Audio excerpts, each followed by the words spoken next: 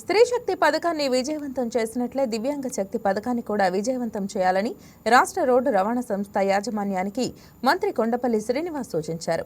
దివ్యాంగులకు రాష్ట్ర ప్రభుత్వం ప్రవేశపెట్టిన దివ్యాంగ శక్తి పథకాన్ని విజయనగరం ఆర్టీసీ కాంప్లెక్స్ లో మంత్రి ప్రారంభించారు. ఈ పథకం ద్వారా దివ్యాంగులకు రాష్ట్ర ప్రభుత్వం అపూర్వ అవకాశం కల్పించిందన్నారు. మంత్రి కొండపల్లి శ్రీనివాస్ పథకాన్ని ప్రారంభించిన అనంతరం దివ్యాంగులతో కలిసి బస్సులో ప్రయాణించారు. ముఖ్యమంత్రి చంద్రబాబు అమలు చేసిన దివ్యాంగ శక్తి పథకాన్ని స్వాగతిస్తూ దివ్యాంగులు థ్యాంక్ యూ సీఎం సార్ అని నినాదాలు చేయడం విశేషం. వారి కుటుంబానికి చేయూతను కల్పించేలాగా పెన్షన్ ఇవ్వడం జరిగింది.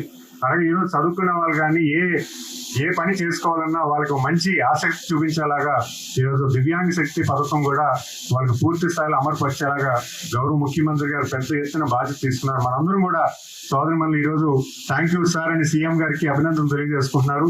ప్రధానంగా మీ అభినందనలు ఖచ్చితంగా గౌరవ ముఖ్యమంత్రి గారు చెప్తాను. ఎందుకంటే ఈరోజు మీరు ఉన్నతమైన స్థానానికి వెళ్ళాలి. ప్రతి ఒక్కరు కూడా సామాన్యుడికి ధీటుగా మీరు కూడా ఎక్కడైతే కేరళలో కలెక్టర్స్ అయ్యారో, ఐఏఎస్ సెలెక్ట్ అయ్యారో, అలాగే అంతకు మించి ప్రపంచ స్థాయికి మీరు కూడా వెళ్ళాలని మీ అందరూ కూడా విజ్ఞప్తి చేస్తూ మరి ఈ పథకాన్ని పెద్ద ఎత్తున అమలు చేస్తున్నటువంటి ఆర్టీసీ యాజమాన్యం ఎవరైతే ఉన్నారో ఉన్నతాధికారులు అందరూ కూడా, ఎందుకంటే మీరు శ్రీశక్తి బస్సు పథకం కూడా మంచి పాజిటివిటీ తీసుకువెళ్లారు.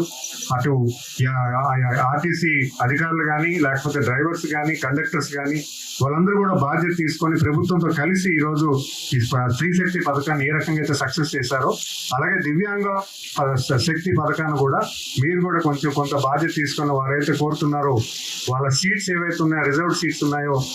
Please subscribe to YK TV Network. Please subscribe to YK TV. Please watch YK News. Don't forget to subscribe YK News channel.